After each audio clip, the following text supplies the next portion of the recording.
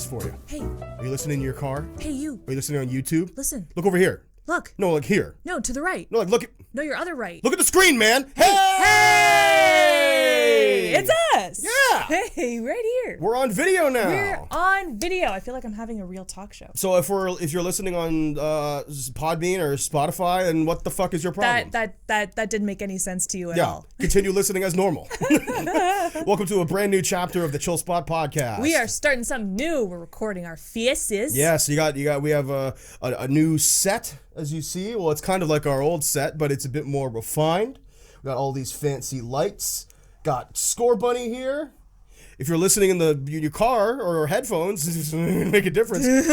Fuck you. You should know who Score Bunny is if you played Pokemon. Fucking figure it out, mate. What the fuck, right? Mm-hmm. So I can tell you about this dream I had the other night? And then I'll tell you about one that I had. Cool. Yeah. Well, I had two dreams the other night, actually. So first dream was that you and I were in my car, and we had pulled up to like a gas station or something, but there was like these like really seedy people outside the gas station. Interesting. And they kept like getting really close to us, like not 6 feet away, and like they weren't wearing masks. So I literally had to keep being like, please, hey, social distance, like stay 6 feet away, please, like don't come here. And they kept like pulling out my shirt and shit. Ooh. And like getting, and at one point they had like the car door open and was like blocked, like talking to you in the car. Like, and I was like, what the fuck are you doing? And I realized that they were trying to like mug us by like stealing our wallets, but like they were really bad at it. And then I realized one of the muggers was Sherry Pie. From Drag Race? From Drag Race, yeah. They had like that like hook nose and the face and like, it just like. Was she in drag or was she like? She was out of drag. Interesting. She was like just Giovanni, where the fuck his name is, like out of drag. Yeah. Interesting. And I realized that at breakfast this morning. Yes. I didn't even realize. I was like, "What? That was such a strange dream." Where I just like, I remember one was like a blonde girl who was like spindly and like like. I mean, like, let's go all the way back to season 1 and look at all of the queens all over again. Mugged by 3 drag queens out of drag. But no, one of them was definitely Sherry Pie. 3 off-the-clock drag queens. Which is so funny to me. Yeah. I was like, what the fuck? That is who that was. You could have asked me for the money. I would have given it to you. No. You're drag queens. Not Sherry Pie, though. No, not Sherry Pie. Fuck Sherry Pie. But the second dream I had, actually, this is a reoccurring dream. I've had this dream 2 or 3 times. Where I'm like trapped in this like massive maze that encompasses all sorts of different like environments. And the mastermind of the maze is always like, oh yeah, you can get out, exit's right over there. But then the quote unquote exit that looks just like outdoors is also a part of the maze. And it always incorporates people from like all chapters of my life. Like people I knew from high school, like you were in it at one point, where it's like, hands are sweaty. It's literally like a horror film. Like we'd like walk out and get out at some point, and like we saw your like mom walking towards us. Yeah. And you're like, there's my mom, like we're safe. But I kept being like, no, Sam, you don't understand. Like that's an illusion. Like the maze is just gonna take you. Don't go with your mom. And you're like, no, like I'm just gonna go with my mom. And like you like lost your mind and like was taken away by like your illusion mom at some point. There was like one point in the dream where like I swear to God, where like the whole scary part of this dream is that like it lulls you into false sense of security. Right. Where like one part of the maze was like my backyard. Yeah. And like summer and like all these people from all walks of my life were just like hanging out in my backyard on like the waterfall and shit and just like chilling. But then like the slow dawning realization that you are still not out of this fucking never-ending nightmare house maze. Fucking creepy. And it was the kind of dream that you come in and out of. Like I woke up at like 4 a.m. last night, like used the bathroom, got some water, lay back down, eyes closed, back in the maze. Woke up at 7 a.m. when my alarm went off and was like, for some reason I thought it was 8, so I like picked up my phone, started like rubbing my eyes, like trying to wake up. Yeah. I was like, it's 7 a.m. Like I'm fucking I don't have to wake up for another hour. Like I'm going back to bed. Lay back down, right back in the maze. Whoa, so the dream like picked up where it left off? Yeah. Whoa, I've had dreams. And it was extra vivid because it was dreams that I want. Yeah. Like my brain is like, for once, all in agreement. They're like, no, that was sick. Put me back in that simulation. Please, let's fuck. And then I go right into a nightmare. Oh, It's yeah. like I have done that before where like I wake up from a really nice dream and I still have time to sleep, so I'll go back to sleep and then I just like dive headfirst into like the worst nightmare that I've ever had. And the fact that I don't know. man, teach me. Well, a small part of me, I think it has to do with like a small part of me, like every time I woke up, being like, I wanted to see how that played out. Yeah. And like lay back down and be like, ugh. But then like from 7 to 8, as you all know, for those who wake up in the morning and then fall asleep in the morning, that like hour of extra sleep, you'll have what is possibly the most vivid dream that you'll ever have. And it's always really surreal and like, because you're half conscious, right? So it's like, you're just experiencing things like it is as if it were real life. Which always sucks because like, that is when you are the happiest, because you wake up and you look at the clock and you're like, oh yes, I have like 3 more hours, I can go back to sleep, and it's like, it's all good. But then you just like sink into like the worst dreamland that has ever existed. It's like the ugly side of dreams, of like going back to sleep that no one ever tells you about. It sucks. Sucks so much. Oh, it's crazy, man. It's crazy. Like, what was the dream you had though? So kind of like you, I've been waking up intermittently because I'm staying at Cam's house. I'm in quarantine at Cam's house so that we can keep running this channel. For you. For the entire lockdown. So, but I love you, but Cam snores like a tractor trailer. And so I sleep in his brother Duncan's old room, which is above the garage, but your dad gets up early every morning. And that garage opens up like... So, it's taking some, it's a noise that I have to get used to. So it's also the coldest room in the house. Yeah, so it's been waking me up every morning at around 6 a.m. and then I realize that I have a couple more hours to sleep and then I go back to sleep. So I've been doing that a lot. I've been entering dreamland a lot, and I've been having lots of really, really weird dreams. But the weirdest one yet was when I dreamt that, first of all, my parents were still together, which is super weird. But my dad was like weirdly like not a part of the dream that much. It was just like the stakes of the dream were so much worse because I knew that my parents were still together. So I had a dream that my mom got pregnant and had twins. I'm an only child, by the way, so I was like elated because I was like, yay, fine. I am 27 years older than my siblings, but yay, siblings, finally. Have no relationship with them. Like, yay, siblings, I love my twin brothers so much. She gave birth to twin boys and we were all excited, and then she brings them home and she sets them down in their carrier, and I look at them and they're white as all get out and blonde. And I was like, okay, I know that like mixed kids can be lighter or darker. It's kind of a mixed bag. Haha, mixed bag. But like, there's no fucking way. These kids look nothing like me. When I was a baby, they have none of my dad's features at all. They are none. Not your dad's They children. are. These kids are straight up Aryan. So I walked up to my mom and I was like, Mom, the twins don't look like me or dad, like at all. What's going on? And she goes, I've been having an affair with my therapist. And I was like, what the fuck? And I got like really, really mad at her. Like really, really mad at her. And I was like, how am I going to keep this from dad? How am I going to keep this inside? How could you do this to our family? I went through this entire pregnancy and you didn't tell anybody. And like, what did you think was going to happen? That you were going to bring these babies home and everyone was just going to think that they were dads? Like, what the fuck? And then I woke up, but it was so vivid that for a couple of minutes while I was awake, I was like, I have twin brothers. They're not my dads. And I'm the only one who knows. What am I going to do? How am I going to bear this weight for the rest of my life? And I'm like so far from home. Like I'm at Cameron's house right now, but I'm so far from home. And why am I not at home with my twin brothers? Right. It was a dream. I don't have twin brothers. Because it was a dream. Because it was all a dream. That actually reminds me But it fucked me up for a couple of minutes, man. Yeah. I genuinely thought, it was such a strange mixture too, because I was like still excited. I was like, well, they're still my half brothers. Like I still have siblings. They're valid. But I'm sitting on a secret, and it's a big ass secret. And I don't know if I could keep it. I gotta tell somebody. If that was real, would you think you'd tell me? Yeah, probably. Yeah, and I'd be like, what? It's not something that I can sit on, no. Just like, and keep to myself. That's way too intense. Of course. Yeah. It's a heavy thing to deal with. Yeah. If it were real. Would you tell me? If yes. your mom had secret babies? I mean, yeah, obviously. Thank you. I appreciate that. That reminds me of another dream I had the other day where it's like I came downstairs to record Chill Spot stuff with you, and the studio had been completely taken down. Yes. For those who don't know, this studio is a small section of my basement that has been like boarded off with this wall here behind us, and is like all outfitted and everything to be soundproofed.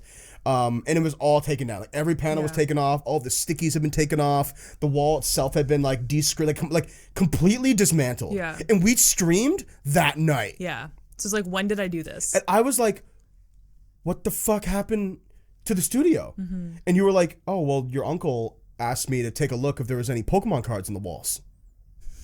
And I was like, so fucking livid.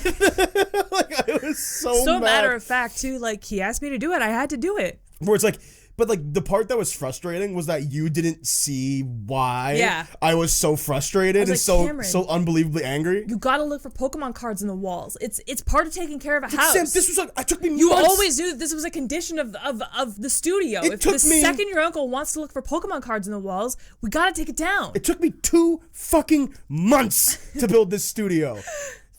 Like a lot of money and time went into this studio. This is our whole dream, and you fucking we stream in 4 hours. Like I don't know what you want from me. We're not gonna have any. And Your uncle said we had to look for Pokemon cards. I gotta look for Pokemon cards. Yeah. What if we found a holographic Entei? What if, Cameron? What if it's just sitting in the walls? There was at one point where, I should have clued in that this was a dream, but I had sat down on like the big couch that used to be in here. Yeah. And like sat down and started like fucking sobbing. Cause like you had dismantled our dream. Yeah. For Pokemon cards. Yeah. For my uncle who's a pianist. Like a classical pianist. Has never heard of Pokemon in his life. So I was like sobbing and sobbing and sobbing, and you weren't doing anything to comfort me. You were just sitting on the other end, like looking at your phone, like totally just disconnected. And I remember being so fucking mad and so just fucking sobbing. And then I woke up, and I swear to God, for the first 2 minutes of being awake, I was like, still mad at me. I was like, Sam destroyed everything. Why would she do that to me and to her and to us? Yeah. And then I was like, oh, it's a dream. It was all a dream. I have a provocative question to ask you, Sam. Okay. Something very sexy. Okay. Very fun. Very after dark. What was the last celebrity you had sex with in your dream? I don't want to say. Okay, I'll say. I remember mine. Who was it? Mine was awesome. It was Marissa Tomei. Get out! Yeah, totally right. Really? I'm not even making that up. I legitimately the last like celebrity sex dream I had. Good for you. High five. I was happy with me. That was dope. In terms of pulling, yeah, that worked out. Incredible. That fucking worked out. Yeah. And it was like, okay, not to get like gross, but like it was hot. Like, you know how some sex dreams are like weirdly nebulous, and it's like there's a lot of like floating around the idea. Yeah, and where it's like you know that you had sex. It's kind of like a you know, like a movie when they try and like skirt around the censors and they want to keep their PG-13 rating, so you get like a silhouette. A lot of like rolling around, a lot of like, oh, I'm gonna do you. And then it's like, you have sex, like under the sheets, which no one does. And then you never actually get to that point. Yeah. No, this played out. Cool. Yeah. So very nice. Happy. I was happy with that. Can you tell me the story? There isn't any. Oh, you were just like in dreamland, and then you were just like fucking Marissa Tomei. Pretty much. There's no like date or preamble or like fucking pounded. You know, good, like good on you. Or like foreplay. It was just like in it. Oh, dude. so bad for her is what you're saying. But it's a dream. Yeah. Yeah. Yeah. But yes. That's crazy. Right? Man, I didn't even think that. I mean, like, we all know that Marissa Tomei is very attractive and She's very like awesome. one of the most attractive people ever, yeah. But I didn't even know that you like thought she was hot enough for your brain, like even in your subconscious, for your brain to like bring that forth. It doesn't even matter. Like that's the thing with dreams, right? Like, yeah, that's dreams true. Can be pulled from anywhere. I could have sex with Tom Holland. Yeah. You know? Yeah. Because that's the way dreams work. Dude, fucking high five, fucking pound it. I'd fuck Tom Good Holland. Good job. Fuck Tom Holland and Marissa Tomei. Yeah. Got the May Peter special. I was gonna say, what's that sandwich that he gets in Homecoming, where he asks if he could just get like a cheese sandwich squished down really tight. You know, like when he goes into the bodega in Spider-Man, he's like, "Oh, can I get like a cheese something, and can you push it down really tight?" It's like with pickles. No, I don't remember that at all. What's it like really squished down? It's a thing. I don't think it is. Man, you gotta watch Spider-Man. Yeah, you swoosh it down real flat. Wow, there you go. I mean, Tobey Maguire looks really good in that movie. Fuck you. I was right. That's the good thing about this being visual now as well, is that everybody can see how often I'm right, and they can see your face when you're fucking with me, dick. Anyways, You know what I love about you, Sam? Yeah. You're not a sore winner. I'm not. No, I'm just sore. Constantly. I am simply sore all of the time. But who did you fuck in your dream? You can probably guess. Tell me. Can I just rifle off some names? Yeah. Start with like Chris Evans. No. Would have been nice though. Yeah. I mean, subconscious. Take notes. Let's see here. Like Nick Kroll. No. Really? I'm over Nick Kroll, my crush on Nick Kroll at least, because he's married and his wife is expecting a child. So the fantasy is done now. It's dead. Pete It's dead. Davidson.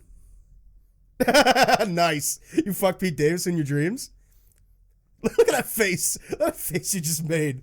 Show that face again.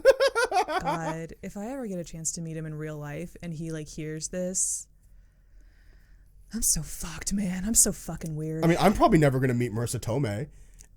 It's more likely that I will meet Pete Davidson before you meet Marissa Tomei. There's a higher probability of that. What is the logic behind that?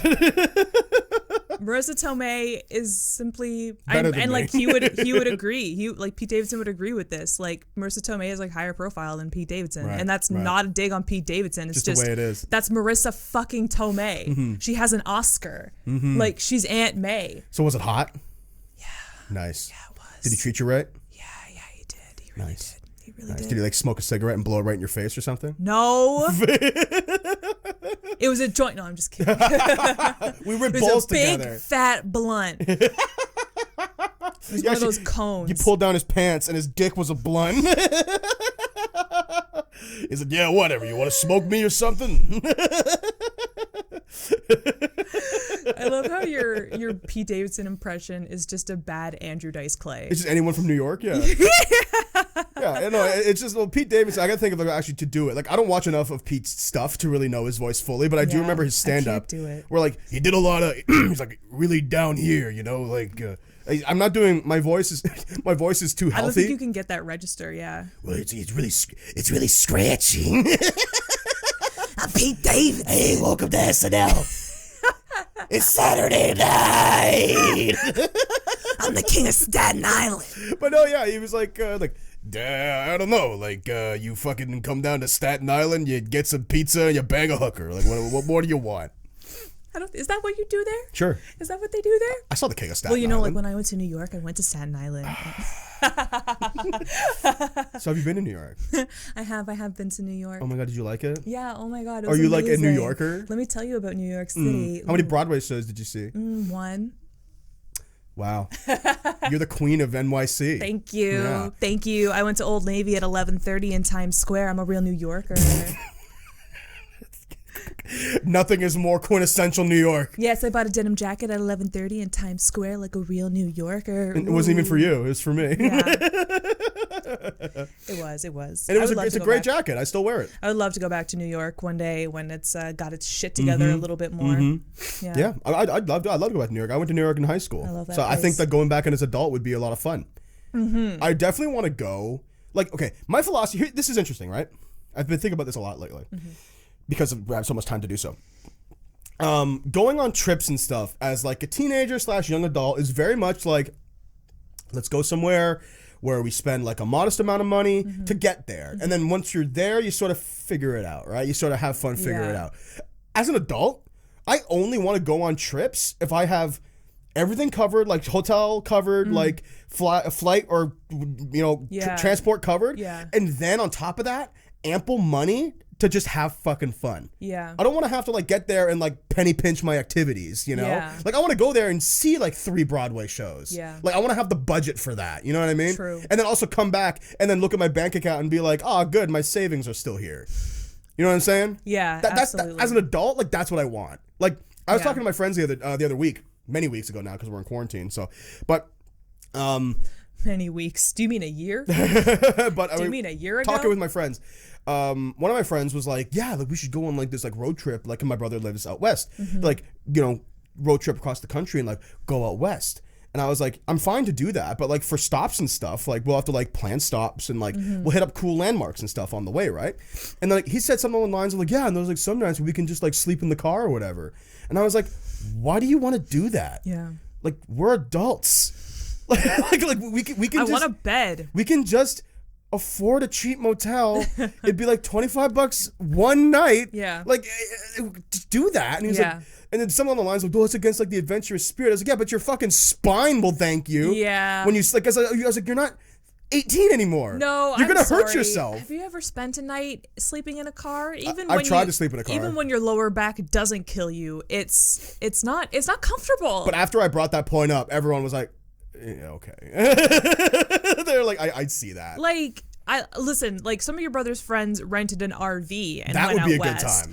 Those have beds in them. And it was a nice ass RV. Yeah. It was like this big souped up beds one. in that thing. So, and I'll sleep in that car. Yeah. But I'm not gonna sleep in your fucking Chrysler. No. I'm not gonna fucking do that. I don't have a Tesla. You can't just sleep in the fucking car. Do we ever talk about that in the podcast? Solving the homeless problem. Yeah. Sleep in your Tesla. That was the best tweet ever. It was like this influencer who tweeted out like, you're homeless, Tesla's got you covered. The amount of people who are homeless who also own Teslas is zero. There are zero homeless people who are homeless but drive a Tesla around. That's not a thing. Why am I yawning? Because you hate this. You know what I think it is? I think I need the sun. I need sunlight to Well, after live. this, we can go upstairs for a little bit. Just like sit in the Maybe sunlight. we can spend the rest of our day minus the one thing we have to do upstairs. Sit at the kitchen table or something. Yeah. Get some UV in you. In me. Yeah. Make some coffee. I want it. Make a nice cough. The sun is so important to living. You think? I'm really realizing that in my adult life. Like, I need the sun, man.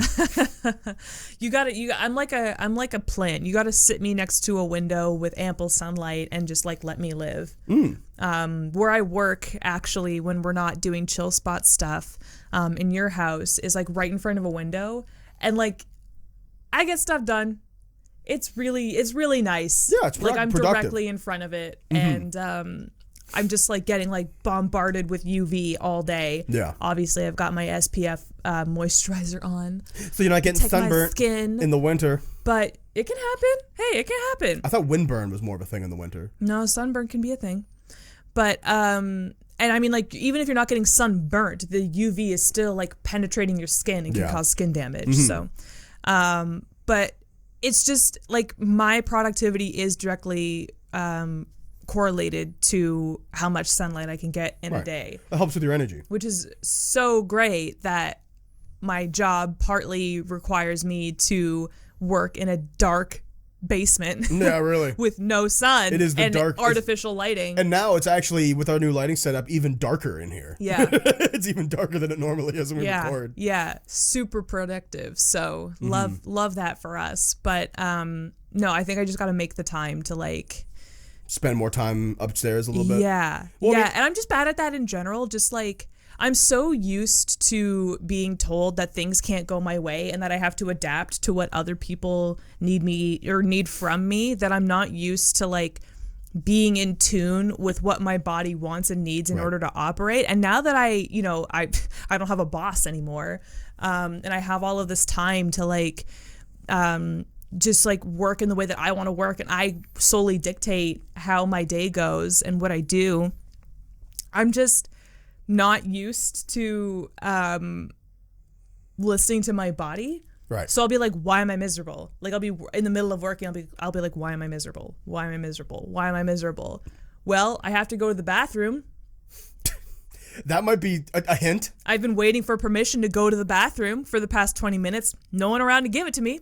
Just go to the bathroom. Guess I'm just pissing myself. Guess I'll just, like, I don't have to have this, like, pain in the pit of my abdomen anymore. I'm just going to go to the bathroom. Do I want a snack?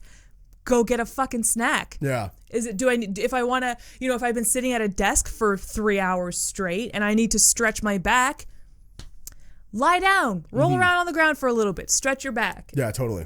Like, I'm so not used to listening to my body and giving it what it wants, because I'm so used to working in environments that strip those rights from you in order for you to be productive. And it's just taken some time to learn how to love myself again. So yeah, I'm going to have to start being assertive and being like, Cameron, I'm going to go upstairs. I'm going to sit in the sun for about 5 minutes. Well, see, what I love about that is like, you use the word assertive, where it's like, if you were to stand up and be like, I'm going to go sit by the sun for a bit, you know what my response would be? Okay. Yeah. But I'm so used to the answer being you don't no. gotta be like, yeah, Cameron, yeah, I'm going upstairs, and it's like, you could go upstairs. but I'm like, so used to the answer being no, or having someone be like, okay, but oh my god, they teach you this.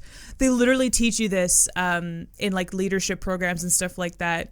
They teach you to say okay, but instead of saying no, you say okay, but, and then give the person a bunch of stuff to do. Yeah. That prevents them from being able to go and do the thing. Right. Like I remember like teachers telling me that in like development days, when students ask to go to the bathroom all of the time, you say, okay, but I need you to write a paragraph of your project first before you go to the bathroom, and then you can go to the bathroom. Like, I'm so used to my needs having conditions. Right. Like being told yes, but, and I don't need that yes. I don't need that but anymore. No. It's just yes. It's a bad butt. Yeah. Not a good butt. No, bad butt. It's not right. It's square. Bad and butt. sharp. Yeah. And poopy. Sharp. Yeah. Like those sharp sharp poops. Actually, you know, my favorite part about having a camera now in front of us is that people can actually see that when I make jokes and you go completely dead quiet, that you're in fact laughing. You just don't have a loud laugh. Yeah. Yeah. Or I'm just straight up not laughing because you're not funny. See, there it is. There's the face. That's the face. That's what he looks like. When you offend me? That's his face. When I make jokes. When you hurt my fifis? Yeah, when I hurt your feelings. But we were talking about sunlight. So the thing with me, I am both similar and the complete opposite of you in that respect, where it's like I really don't mind being in dark spaces all the time. Like I would absolutely identify as like a basement dweller, like someone who really enjoys like cool dark spaces. Like if I was an animal, I'd probably be a reptile. You know, like a big fat Komodo dragon. Reptiles. Actually, no, they prefer the sun. Yeah. I probably prefer be like a mole or like that's a better way of putting it. Like a burrowing mammal. Or like a nocturnal being. Or that'd be fun. Be like an owl. Yeah. Owls are cool, man. Yeah. Yeah, I'm an owl now. Owls are sick. Owls are cool. We're getting off topic. I mean, you describe yourself as a night owl. There you go. Yeah. Well, see, not too much anymore. I don't stay up late at all trying anymore. to fix that, because the only day I give myself the permission to stay up late is like Fridays and Saturdays. Yeah. And that's it, because I need to live. Yeah. Man. But what I do need every day though is fresh air, for sure. Like it's less about the sun for me and more about like not breathing and regurgitating the same air that I've been breathing all fucking day. Yeah. You know, like it actually, like there's times where like especially at the start of the week where like I'll clock like Monday to Wednesday, like I haven't been outside in like 72 hours. When we took a walk last week? Last Thursday. Yeah, last week. Oh wow, it's been a full. We have been inside for a full week. Well, I go outside from time to time. Do you? Yeah. Oh, okay. Step outside. Okay. Well, I mean, sometimes like, I haven't. Not recently, but Not sometimes. since that walk. I haven't stepped outside your house. Wow. Once. You should definitely go outside. It's a nice day. You should maybe go outside. Yeah. But yeah, no, that's where I kind of like, I walk outside and take a deep breath and be like, oh, all right. Another 72.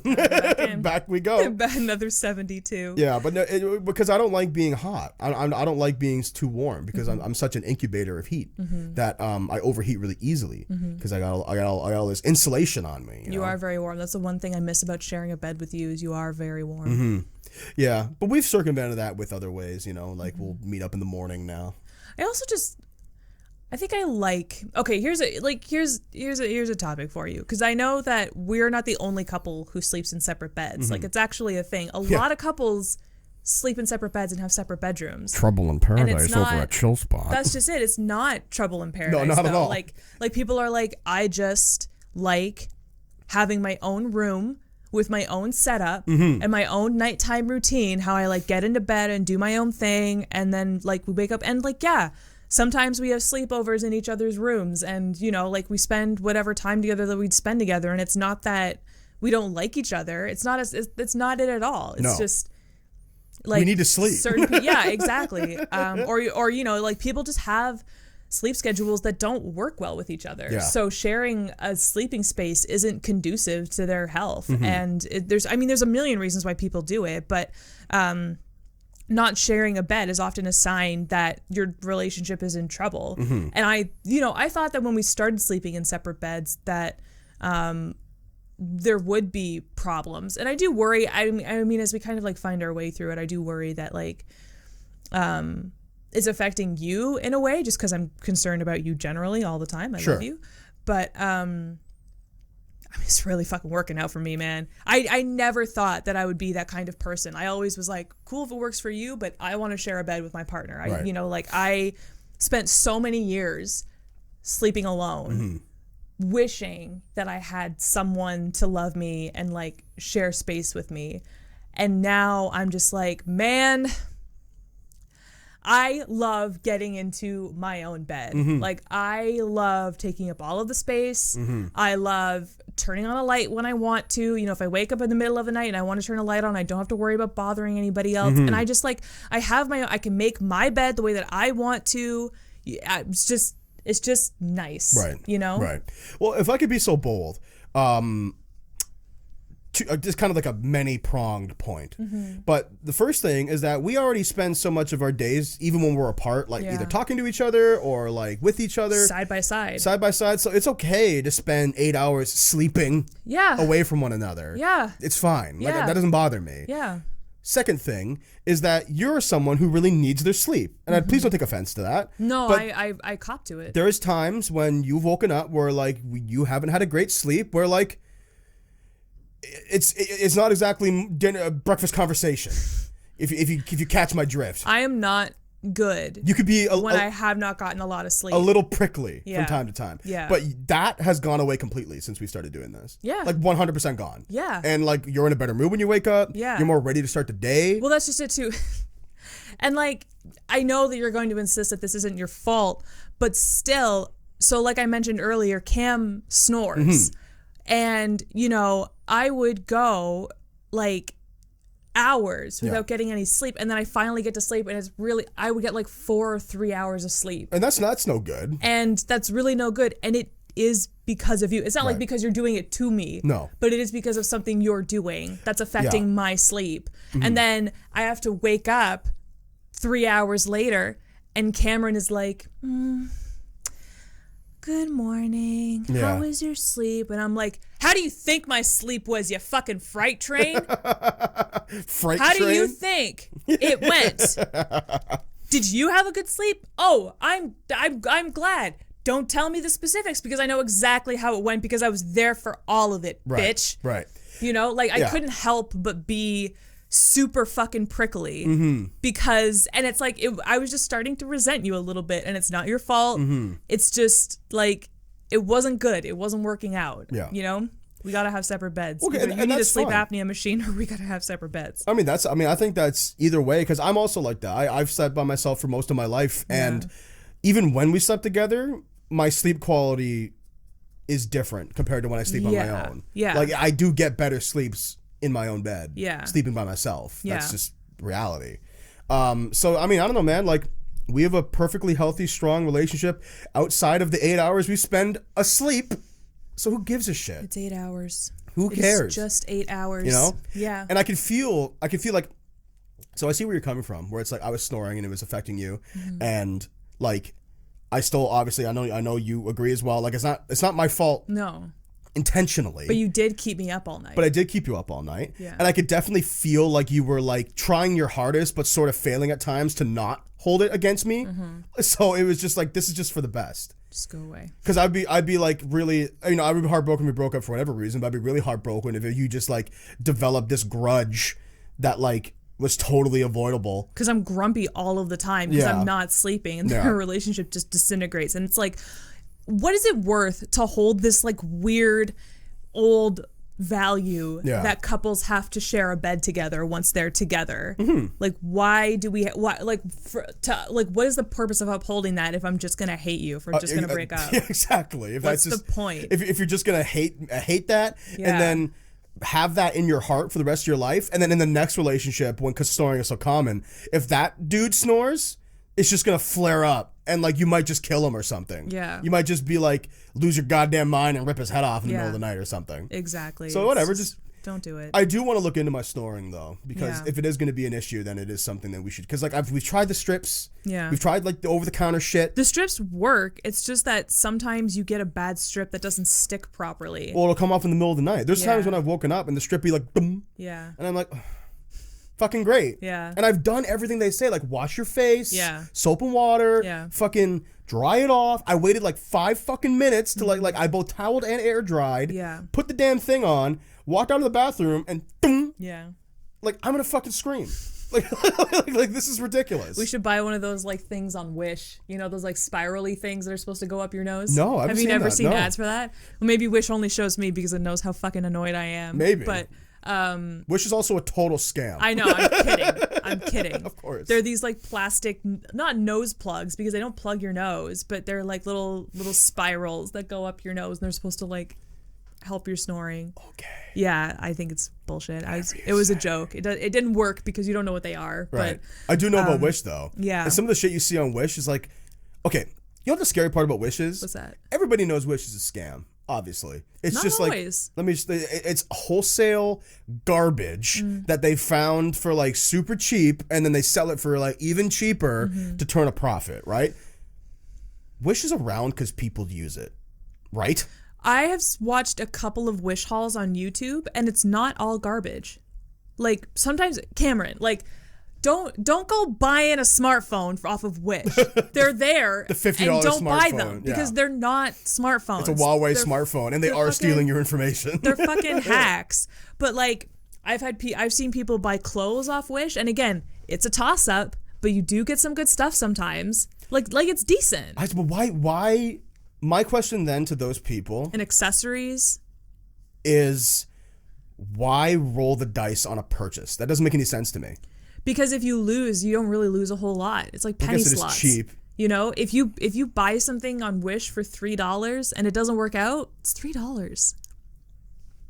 Right. You pay. It's either like, wow, I got this for $3 and it's amazing, and it was only $3, or yeah, well, it was $3. So what did you expect? I guess so.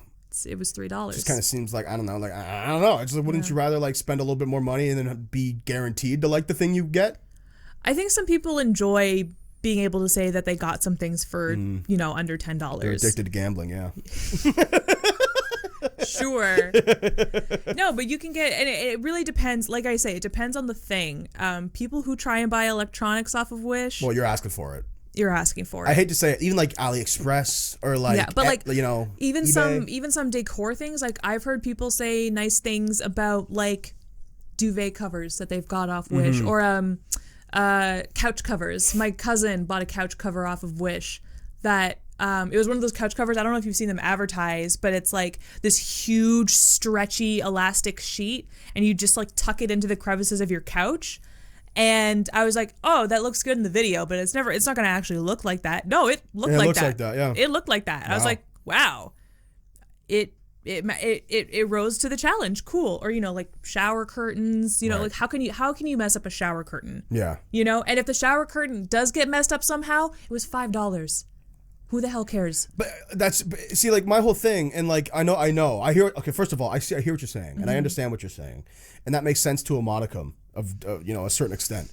But at the same time, you could spend $10, $5, $20 extra dollars to not have to roll the dice and get something that you just wanted. Like I believe me, I get it, but that seems to me like ooh, I could put money in a savings account and like every time I make money, like put it in the savings account and then like pay off my bills. Yeah. Or I could take this $1,000 and go to Vegas. It's like, I really don't think it's that deep, babe. okay. I really don't think it's that deep. Listen, like it also just gets down to the fact that it's not as bad as you think it is. Sure. Like really most of the time, like the shower cushions, couch Shower covers, cushions? shower curtains, man. What's a shower cushion? I got this pillow that it's like you pick it up and it's like full of soap and hair. Obviously, you wouldn't use the same materials, but that's kind of genius.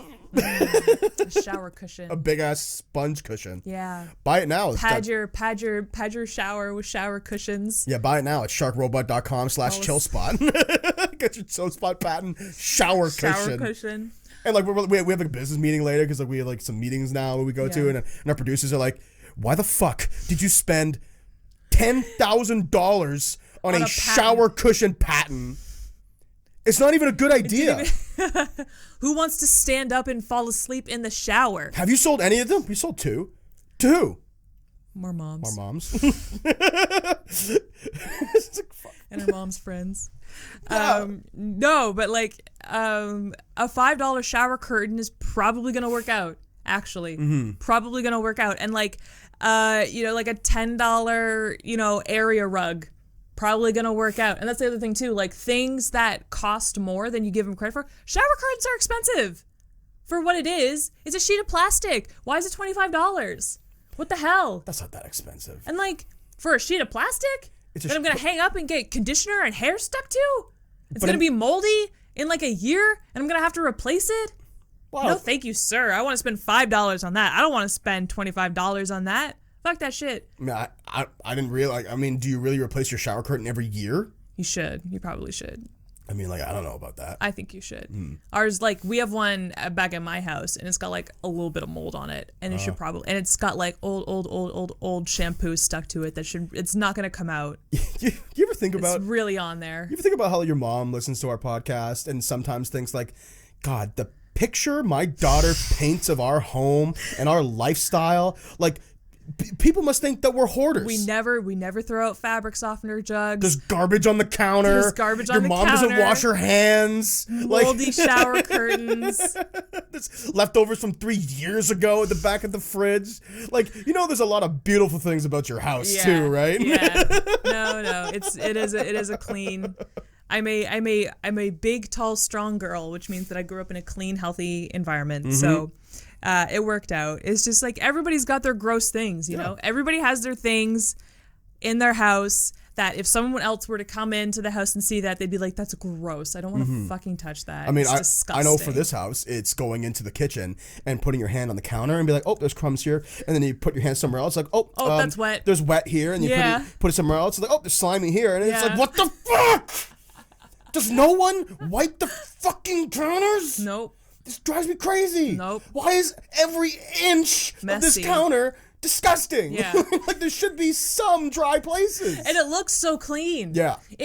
Your parents were geniuses when they picked that countertop because it is speckled enough that it hides crumbs and puddles and little dots of like honey and which is why slime it doesn't get cleaned up. Yeah. Because it always looks so clean. But it's like, there's like cornmeal from like 3 pizza nights ago on the counter right now.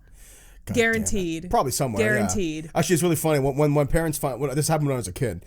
My parents just put in that countertop, right? And they're like, it's like brand spanking new. Yeah. And my mom wanted to make stovetop popcorn with me. Okay. And we used like a big pot and we like heat up some oil and like made a bunch of popcorn and it was really good. And then mom took the hot pot and put it on the counter without thinking. Oh no. And it went PAH!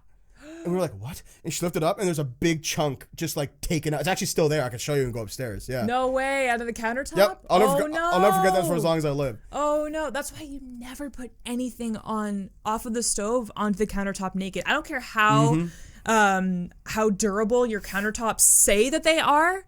Never put anything naked onto the countertop. Oh, for sure. Ever. If it's super hot or super cold, like any high temperature thing, like don't. Nothing naked on the countertop. Nothing Pots, ever. Asses.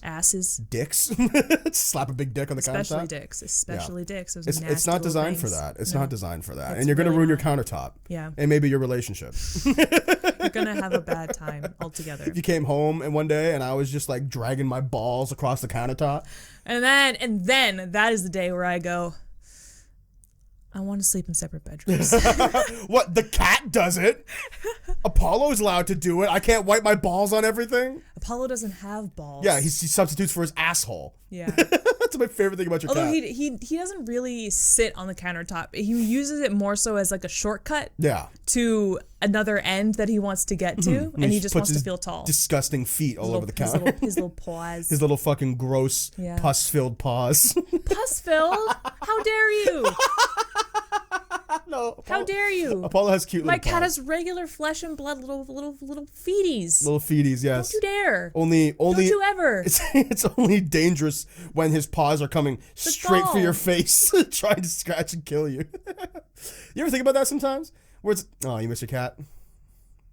I miss him a lot. Oh, babe. You'll see him soon. Your dog fucking sucks. Shut up. Hobbs is awesome. For you. Yeah, and everyone else in the house. That's like me. 75% of people. That's a good record. You can't even like. But the thing with Apollo. My cat is better. To you. Way more personality. That's so not true. Cute. So cute. What are you talking about? Just because you don't like his personality doesn't mean he doesn't have personality. That also goes true for Hobbs. Sam. Yeah, she has a personality, but I don't like it. I didn't say that she didn't have a personality, though. You said that Apollo doesn't have personality. You said your cat has more personality than my dog, and I don't think that's true. I think Apollo has more. They both have personality, but I think Apollo has more. I think they have equal personality. Apollo literally talks. He talks to you. What? You've seen me do this before. He'll go like meow and like wait for you to finish responding, and then just go meow. Like when he's meowing at you, he's like trying to talk to you. You talk to your cat, Sam? All the time. Does he say things to you? Constantly. Like what? How's your day? How about those Raptors? No, he's like, Kyle Lowry. Bird! Kyle Lowry for All-Star. Feed me! I hate you! I hate you! That's what your cat's saying to you. You ever think about how every time your cat bats you or claws you or bites you, that his intent is to kill you? He's just too small and not dangerous enough to do so? No, I think he looks like those little lions, like those little baby lions in the Cats documentaries, when they're like learning how to play with their siblings. They're like play fighting. Mm-hmm. It's not lethal. It's just yeah. Especially when he gashes your arm open. He doesn't do that. Mm-hmm. He never. When has he ever done that to you, Cameron? When has he ever done that to you unprovoked? Honestly? Has he ever like literally harmed you unprovoked when you weren't fucking with him? I have walked into your room before and Apollo has lunged at me. Yeah, but like claws out and like giving you a gash on your arm or your leg? No. Yeah. He bats at you. No, he's scratched me before. But like I've gotten cuts on my wrists and hands and shit. Yeah, when you fuck with him. That's not what I'm saying. You're not listening to what I'm saying. Is that there are times where I'll turn the corner in your house and your cat fucking ambushes me. I haven't bothered Apollo in seriously well over a year and a half. But he also thinks that you're a threat. Like why? I've left him alone for longer than I've known him. No, you haven't. Yes, I have. No, you haven't. You still need some finessing when it comes to approaching my cat. You're not quite there yet. You're just a fucking Apollo apologizer, and you will excuse everything that cat does. You excuse everything Hobbs does. Hobbs has literally cock-blocked me before. Just because she doesn't gash me doesn't mean she's not a fucking asshole. Yeah, I admit that my dog could be nicer. Yeah. But your cat is also an asshole. Yeah. Cool. Nope. No. No handshake. Come on. No, I don't want to. I'm waiting. No. I wouldn't like that. We agree. Just like your cat. Where do you think he learned it from? Where do you learn how to hit people? Yeah. Yeah. I actually did want to ask you, you started watching SNL with me because one of my New Year's resolutions was to, well, I've always been interested in SNL. I've been fascinated because it's such a factory of talent, and just the way that it operates is insane. The way that they start writing on a Monday and by Saturday, or Sunday even, for some people, but they start writing on Monday mostly, and by Saturday have a fully fleshed out, realized show. Yeah, it's impressive. And just the way that it's grown over the years. I've always wanted to learn about it. I borrowed a book about it from the library and started watching the show every week starting around Christmas time. And, now that I'm living here, I wanted to keep that going, especially since you have cable. And yeah, so I've been watching SNL every weekend, and you watched the first episode of the new season with me. The John Krasinski episode. Yeah. How did you like it? It hit more than it missed. Yeah. So that's good. It missed sometimes. But that's to be expected. Yeah. Like, don't get me wrong. Like, there's been times, seriously, Sam, where it's like, everyone knows, there's lots of really great episodes of SNL. You know this, obviously. But there are also some total fucking dog shit episodes of SNL Where it's like one time at a friend's cottage, it was just me, you, and then a couple of our friends who were up really late, and then we were just browsing channel because they had cable up there, and SNL was on, and we watched the whole thing, and I don't think any of us laughed once. Did we? It was a rerun. I wasn't there for that. Maybe you had gone to bed at that point. Yeah. But at some point, like I and a couple of our friends were like just like chilling, talking, watching SNL, and seriously, it was like fucking crickets. Like just like because okay.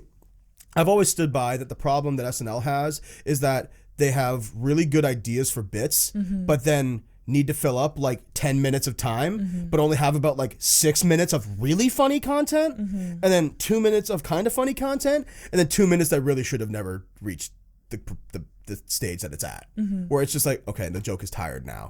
But to answer your question, the John Krasinski episode, I thought it was good. Yeah. Yeah, like I definitely didn't laugh at every joke, but like I also think that there's an aspect of comedy where it's like you don't need to like laugh out loud all the time at comedy, right? Yeah. You can just sort of be pleasantly entertained. Yeah. And think like, oh, that was funny. And like appreciate the company that it gives you. Yeah. Yeah, and what they're saying. And I appreciate it in that regard. Yeah, that's my thing because like I didn't watch SNL for the longest time because people were like, oh, SNL isn't as funny as it used to be. And actually in this book called Live from New York that I've been reading about the show, they know.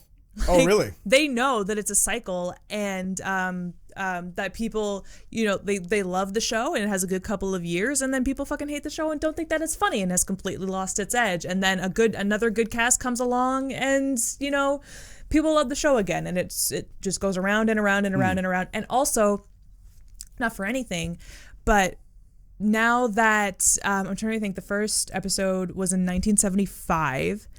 We're in 2021 now, 43 seasons in, 42, 43 seasons in.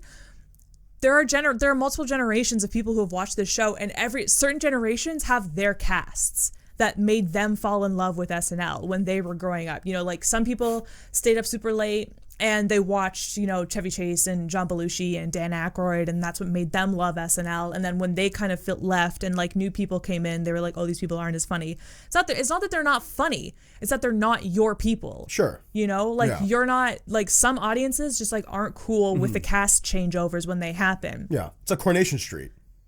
Sure. Season 60 of Coronation Street, if people who loved season 1 watched season 60, they'd be like, who are these fucking people? Maybe, yeah, I guess. But no, like people just get attached to their stars and they think like, oh, well, this cast wasn't as funny, or, you know, like some people think that the comedy isn't as like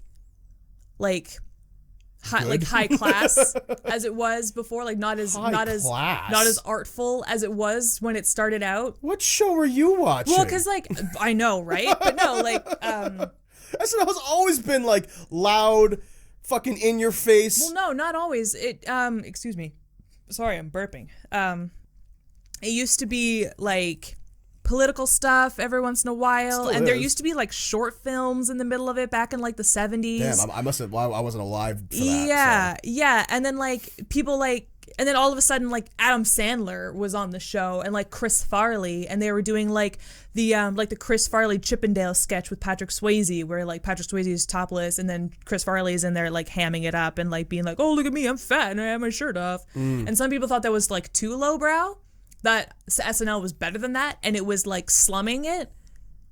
So I roll. But then like you get like the generation that grew up watching Sandler and Farley and Rock and David Spade and all of those people, and they love that stuff. Yeah. They're like, that was my SNL. The SNL now sucks because it went full left, and like they're too afraid to make fun of anybody anymore. Whereas back in the day, like you had David Spade who had a whole thing about making fun of the tabloids, like whoever was in the tabloids that week. Now they're too afraid to make fun of anybody. Blah, blah, blah, PC culture, SNL's lost its edge. It's just cyclical. Right. So I just kind of finally decided to like put any preconceived notions that other people had fed to me about SNL aside, and was like, form your own opinion. What do I like? And especially now that I'm trying to write, and the play that I'm trying to write is a comedy, I have to ask myself, what do I think is funny? Right.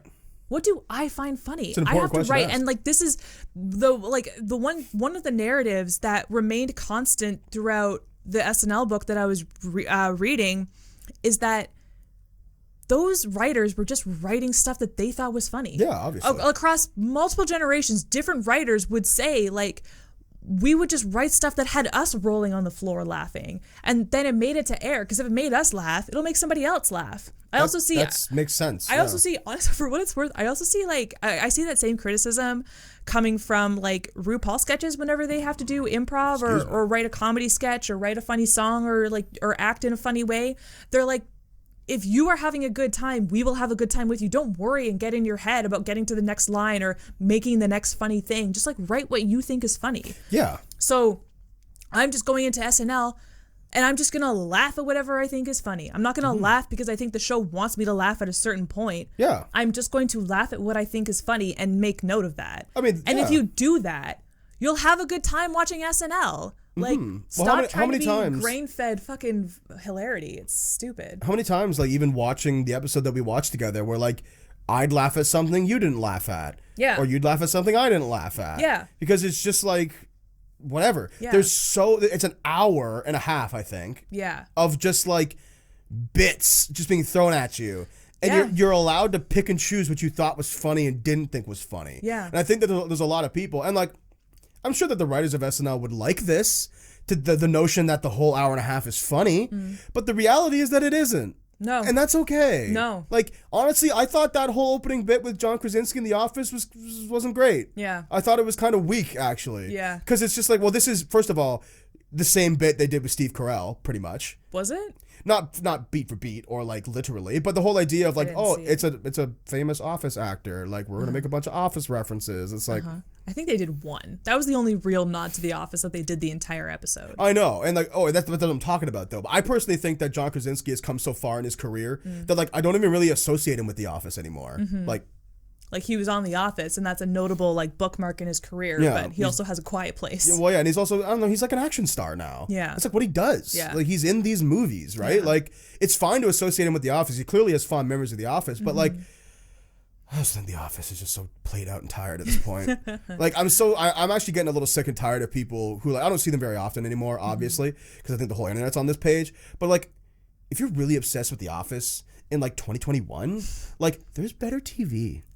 There's been better TV. I love The Office. The Office is great TV. I was going to say, The Office is fantastic TV. I'm not trying to say that it's bad. I'm not trying to pretend that it is. There's just been other shows. Yeah. The Office has been out for, like, 25 fucking years. Like, I don't want to say, like, there's better TV than The Office, because The Office is a great TV show, but, Right. like, watch other shows. But who's out too. here in 2021 being like, have you seen Cheers?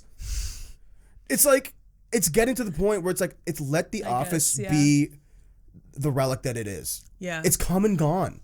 And I'm so Yeah. tired of just, like, people just, like... Well, that's just it, right? Like, you know, people can be like, but have you seen Cheers, though? Like, Cheers is iconic for a reason. It was, I mean, I haven't seen it, but I'm confident that it is a good TV show. Yeah.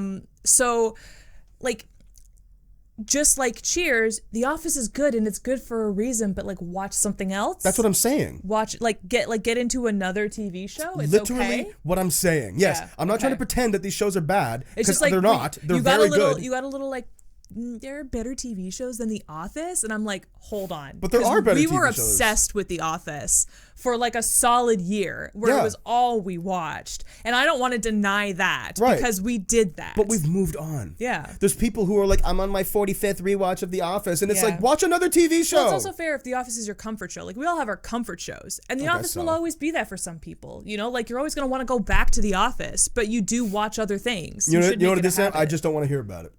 I guess that's the No, end of it. yeah, I just don't want to fucking hear about it. We were you were looking through sound clips to add to our Twitch channel so that people could, like, play them throughout our streams and stuff. And the website that you were using clearly didn't do anything to, like, organize its website very well. 'Cause you can upload it You could willy-nilly. upload, yeah, anybody could upload any sound clip that they wanted to at all, and it would just kind of, like, be on a big ass list of sound clips forever and ever. So obviously 700,000 people uploaded Michael Scott going, no!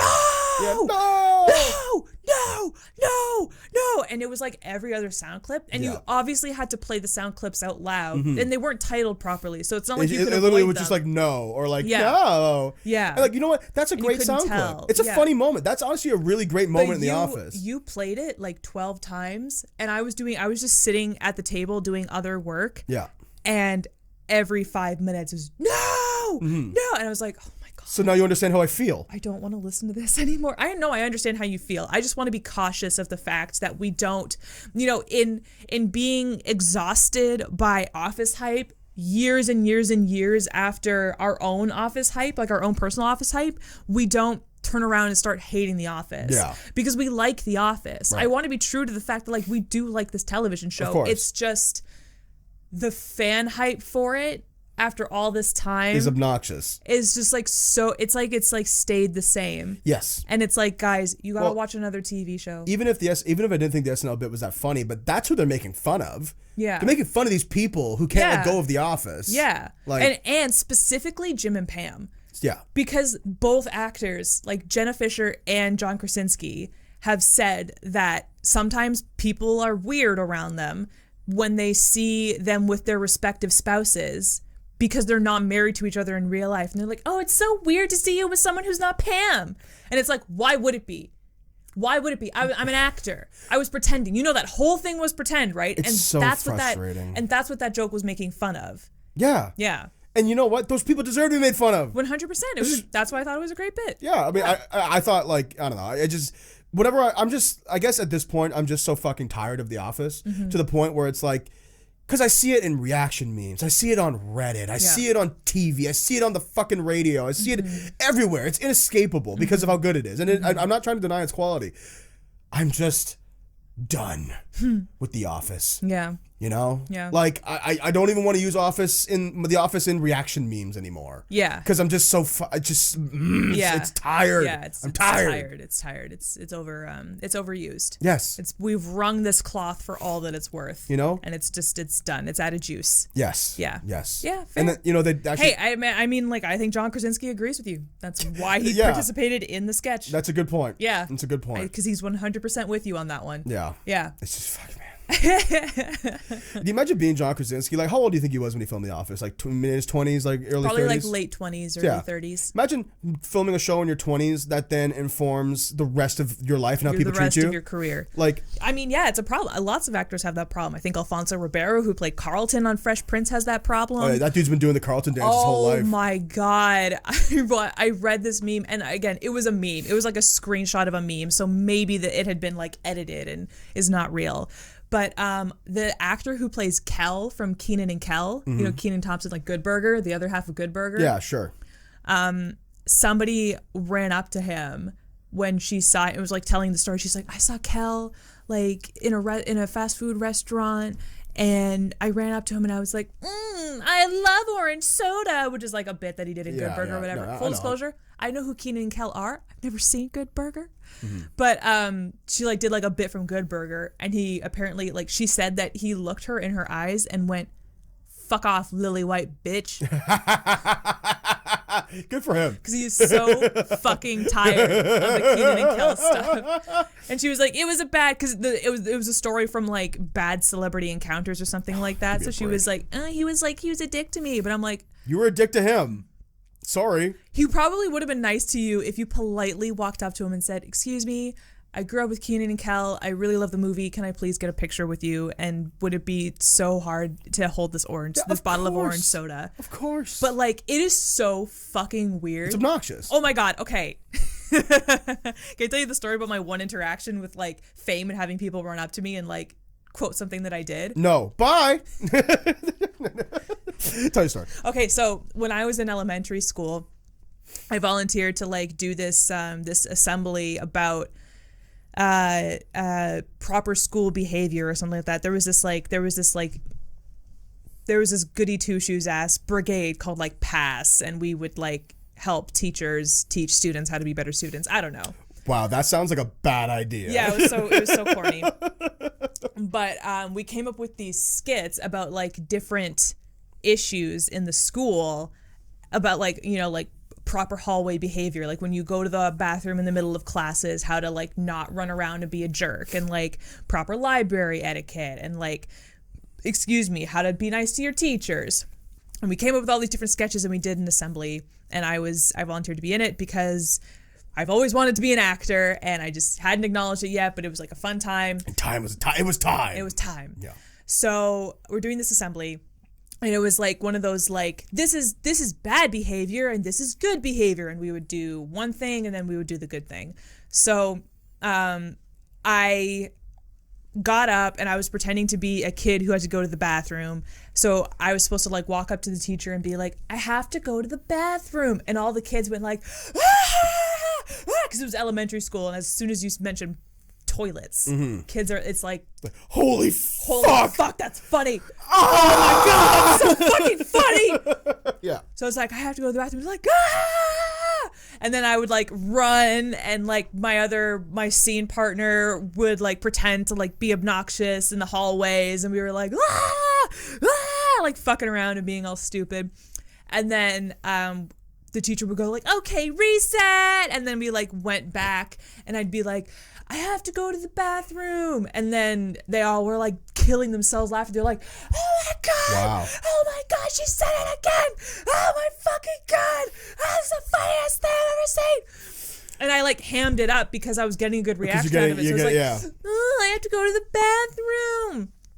So, as I've mentioned before in previous podcasts, I was also a crossing guard at school. So I do this assembly, and it goes over really well, and school ends for the day, and I'm at my crosswalk, and the entire day, kids were walking up to me, and they'd like tap me on the shoulder, and they'd be like, I have to go to the bathroom, and they would try it like different ways, and one girl came up to me and was like, I have to go to the bathroom, like acted like demented.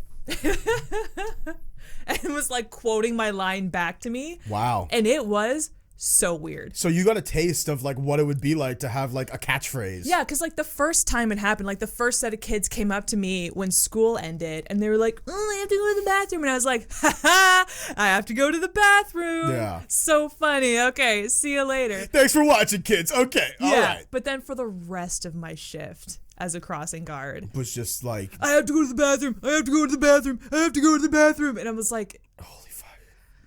great. And I'm like, and every time a celebrity who has like a famous line or an iconic catchphrase or a funny dance, and they complain about people coming up to them years after the fact and wanting them to like do the Carlton dance or some shit. Yeah. I'm like, no, I get it. Because imagine that crossing guard shift, but for the rest of your life. The rest of your life. People want you to do the Carlton dance. Why aren't you doing the Carlton dance? They want you to do the George and Wheezy. They want you to do the fucking Did I Do That? They want you to do the goddamn Dynamite. They want you to goddamn Keenan and Kel. Yeah. Good Burger. Welcome to Good Burger. For the rest of your ever-loving life. Yeah. And people come up to you so obnoxiously. They come up to you in the airport, when you're trying to eat dinner with your family, when you're trying to just sit in a park and read a book, when you're trying to, when you Exist. have when you're auditioning for something else, and you're trying to just like do something else. It's like, I get it. Oh, it's tough. Because I couldn't stand it for an afternoon. Oh yeah. For one afternoon, yeah, like you said, the rest of your life. And then like everybody forgot about it the next day. Well, not yeah. But after one afternoon, I was like, this is exhausting. This is tiring. Like I don't have the energy to like pretend this is cool anymore. Yeah. The rest of your life, people are like, kiss Pam, kiss Pam, kiss Pam. I get it. Yeah, exactly. I get Could it. you fucking imagine? Oh my God. I'm sure John Krasinski doesn't want to shrug ever again. He's just like, fuck it. I know everything. I'm sure now. he just makes that face sometimes. Like I'm sure he's been in the grocery store with Emily Blunt, and she'd be like, like, it's 2 for $5, but we really don't eat that much peanut butter. Should I get 2 jars and like save it? And he just does the like, and then someone's like, and you're like, oh my God, this is just my face. I don't know what to do. Like, must be exhausting. Yeah. So when I was a kid, my parents took me to go see, and my brother to go see Jerry Seinfeld stand up, which was great, by the way. Cool. He was really funny. Cool. And he did like a whole like sort of talk back at the end of it. Yeah. Where he just chatted about like his life and his career and Seinfeld, the show and Very stuff. cool. And someone in the audience had like screamed out like, how's George doing? And it's like, well, his name is Jason and he's doing good. Like, And then he talked about this exact thing where it was like, because Seinfeld was so popular and iconic, there was a lot of lines that get associated with us, you know, like no soup for you. Exactly, the no soup for you guy, or like, but even like yada yada yada. They invented yada yada yada. Legitimately, but like, but they get that all the time. Yeah, like people, like Julia Louis-Dreyfus, who's like gone on to have another career. Like she, this is way before Veep, but like, but still, even before Veep, she did stuff. She had a lot of stuff, and like she sort of avoided that, but like Jerry gets it a lot, and like Jason would get it a lot, and like I forget his name. Oh, Michael Richards. Michael Richards. Well, Kramer. He unfortunately damned himself with a very. I'm sure no one wants to walk up to him nowadays. He's like, say the word. Say the word.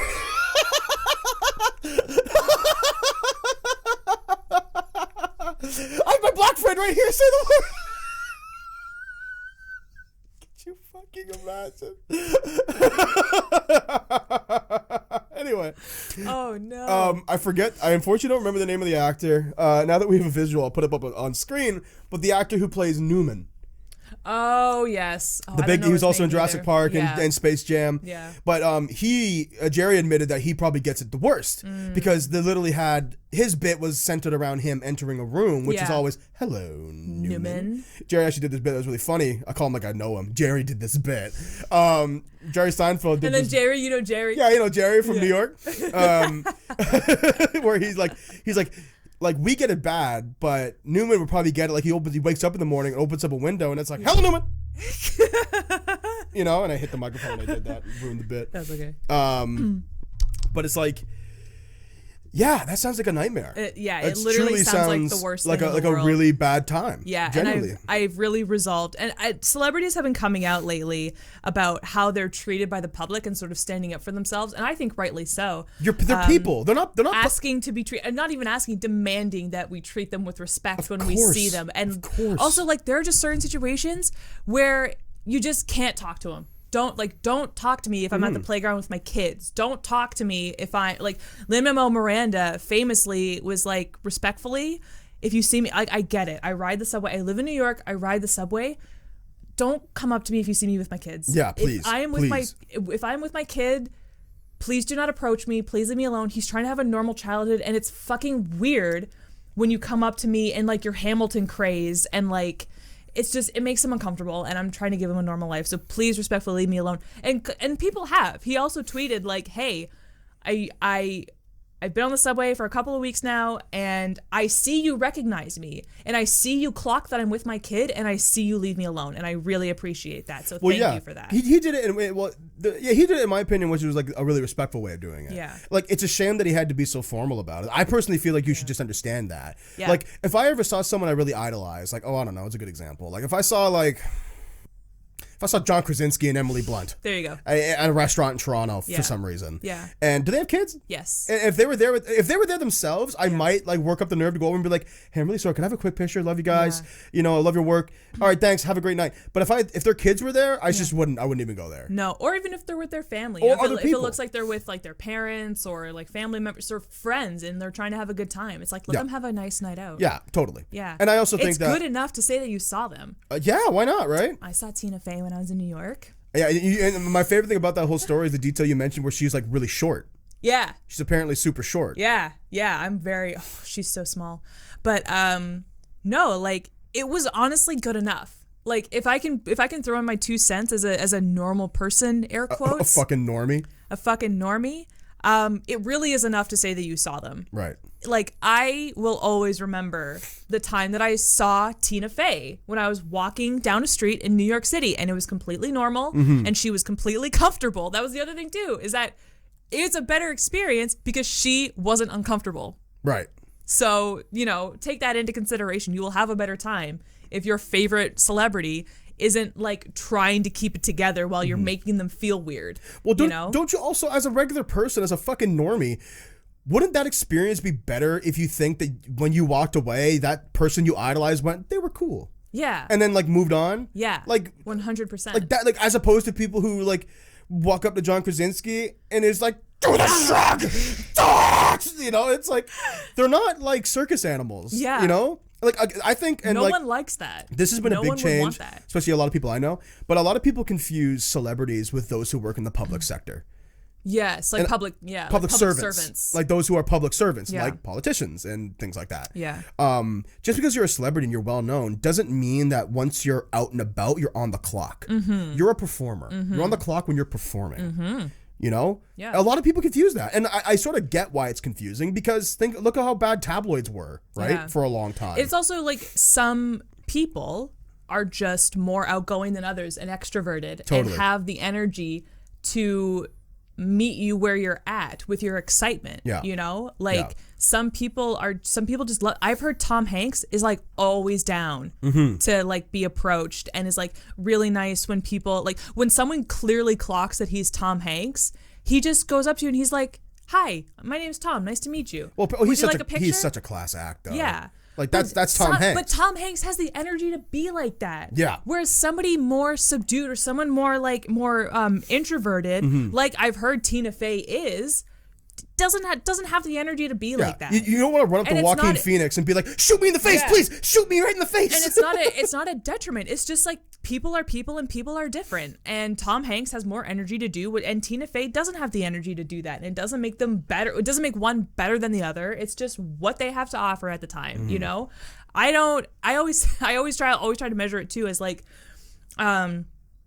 when somebody asks me, or when someone would ask me for help when I was like on my break when I was working at the grocery store, you know, like I would be in my uniform, but I'd be on my break, but I'd be out in the store because I'd be like buying food for my break. And then someone would come up to me and be like, "Excuse me, where's this?" And I'd be like, I have such a finite amount of time to myself at this fucking job in this 8 hours that I'm at this job. Please don't talk to me. Please let me go back to being a normal person for 15 minutes. 15 minutes. Can Right. you get off of me? Like, leave me alone.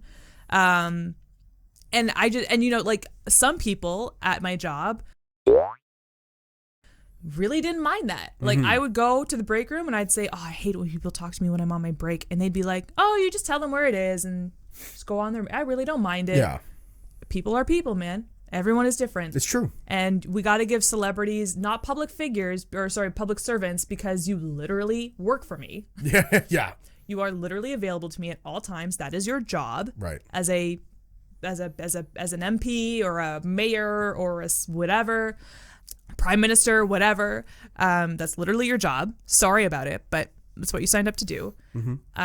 Celebrities didn't sign up for that, though. No. They're people with jobs. I mean, most celebrities don't even sign up to be celebrities. They sign up to be actors who then become celebrities. Exactly. You know, like there are millions of actors everywhere. And I get it. Like, I'm not trying to say that being a celebrity, like, there is a part of your job as being a celebrity which involves like interaction with the public. And it wouldn't kill you to be nice to people. Of course not. Yeah. I'm not trying to give celebrities a pass for being rude or a pass for not doing that part of their job because I hate to say it, but when you are a high profile artist, and this goes for all sorts of mediums, there is a part of outreach that you need to do. Yeah. But when you're not on that clock, you're not on that clock. You don't have to be super warm and super nice. Okay, put it this way. At like a book signing, yeah, an author should probably be a little more open and talk and things. At dinner afterwards, like just leave them alone. Really don't have to be that way. That's the difference. Really and a lot don't of people have to be struggle that with that, I think, personally. One thing I will say, though, is that you should always be cordial. Like, About people or celebrities or both? both. Right. I think, like, okay, so I started listening to Bob the Drag Queen and Monet Exchange's podcast, Sibling Rivalry. Let's check that out. And Monet was telling this story about how she was doing a show with a bunch of other drag queens and Michelle Visage. And I guess at the time, the singer Jessie J was catching a little bit of flack in the public eye because people thought that she was homophobic. She's never been homophobic, but things were swirling around and she wanted to just like squash that rumor, her and her people.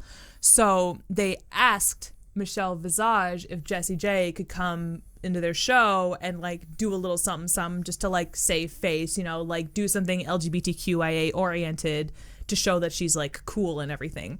And apparently backstage, Jessie J wasn't very like social with the group and was very like standoffish and cold and just kind of like sat in a corner on her phone and didn't talk to anybody. Right. And Monet was saying that she thought that was kind of rude. Well, yeah. That she just straight up wouldn't talk to anyone. She didn't even say hi. Oh, come on. Yeah, she just Come came the in, fuck on. sat down, sang your song, sat down, sat in a corner quietly and didn't acknowledge anyone. Wow. And Bob was kind of saying like, she doesn't owe you like a good time. Like, she's backstage. She doesn't have to be like your best friend. She doesn't have to be like kikiing with you in the back all the time. But there's a difference though. Yeah, and I think that's what Monet, I mean, like, they very much took the side of like Monet thought that she should be hanging out with everybody and be nice, and Bob was like, they don't owe you anything. And Bob brought up a couple of times where fans have asked for pictures and he out of drag has said no, and then they go on Twitter rants about how he's a dick and how he's so mean and everything, or like they'll say hi to him and he'll be like hi and that's it and nothing more, and then people will be like, Bob is so mean on Twitter and stuff. People be fragile too, and like that's right? a fine line. Like, I think that just as a person, like, I'm not even saying this as a celebrity, like, if you are a person and someone says hi, there's a certain amount of cordialness that you should always carry with you, in my opinion, when you're out and about. And if someone says hi to you, say hello back. And if you're a celebrity and someone wants to take a picture with you and you don't want to take a picture right then and there, don't just be like, no, I don't owe you anything. Just say, no, thank you. Sorry, not right now. Yeah, sorry, not right now. Sorry, not right now is okay, but like straight up no, and like being, cold and off-putting, like, don't be rude. And like, the Jessie J thing, like, I see both sides. When you listen to podcasts and you want to like get in there and you can't because it's a podcast. You scream into your car, yeah. I wanted to be like, okay, on Bob's side of things, like, no, she doesn't have to like kiki with you in the back, like backstage, because some people's process, they're super extroverted on stage and then they gotta recharge when they get backstage. Yeah, for sure. But say that. That's what I was about to say. Hey, yeah. everybody, thank you so much for letting me, because again, she asked to be there, right, to save face. Those queens did her a favor by letting her come to their show and perform and look all like, oh, look at me, I'm in with these drag queens, I'm doing these gay shows, I'm not a homophobe. So it's not going to kill you to say, hey, everybody, so nice to meet you. Thank you so much for letting me come to your show. I'm just going to be in the corner. I like to just sort of like sit by myself before show times. But again, thank you so much. I'm just going to be over there. Mm-hmm. Don't just walk into, it's weird to walk into a room and then sit in a corner and not talk to anybody. Well, that's what I think about Monet's point actually was. I think so, yeah. Where it's like, that's how I interpreted it. You don't need, I see where Bob's coming from. Totally. Where it's like, you're paid to perform. You're not paid to be friends with everybody. Yeah. But there is, like you said, a certain amount of cordialness. Yeah. And then we're learning this in the entertainment industry as well, where it's like, I mean, Jessie J doesn't have this problem. She's already made it. But it's like, if you really want to make it in this industry, you have to brush shoulders with people. Yeah. And that's uncomfortable for a lot of people, myself included. And people will almost want to work with you more if they know you're a nice person, and as opposed to how talented they think you are. Absolutely. You get more points for just being good in the room. Yeah. As opposed to like, oh, they're such a talent. Yeah, they're really. so amazing. Look how great they are. Yeah, look how great they are. No, they'll judge you by your character as opposed to your skills. Yeah. That happens. That's life, though. I hate to say it. Yeah, that's just the way it is. That's just the way it is.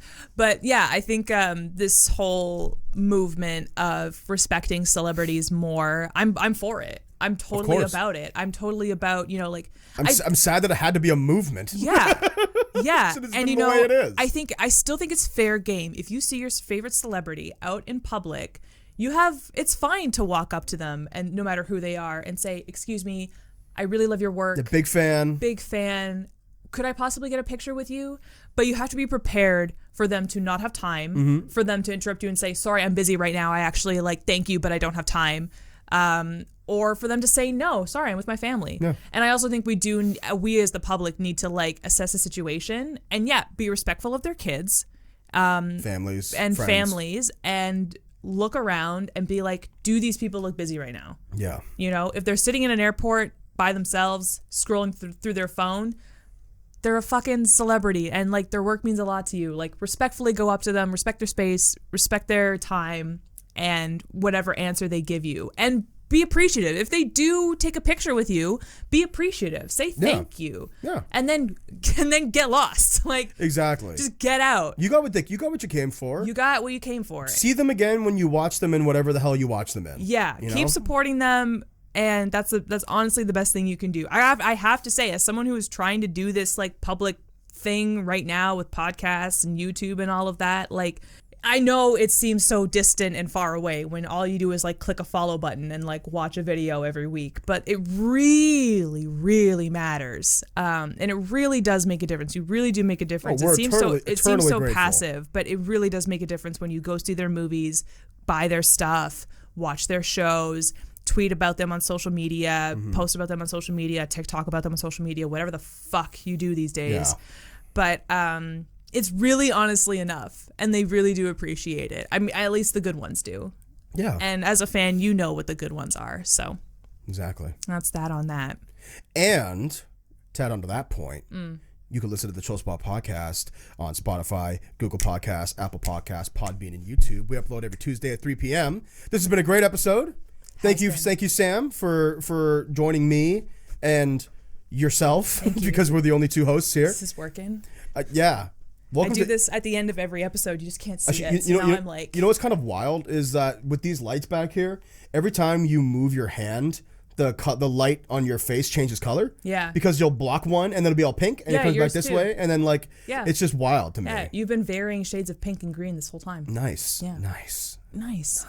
Like that. Nice. Like that. But thank you so much for listening, you guys. Drop a review if you'd like. Drop a like on YouTube and share with your friends. Tell us if this worked. I hope you enjoyed watching me fidget for an hour. Exactly. Yeah. You finally get to see what we look like when we record, which is stationary. Super, super ugly.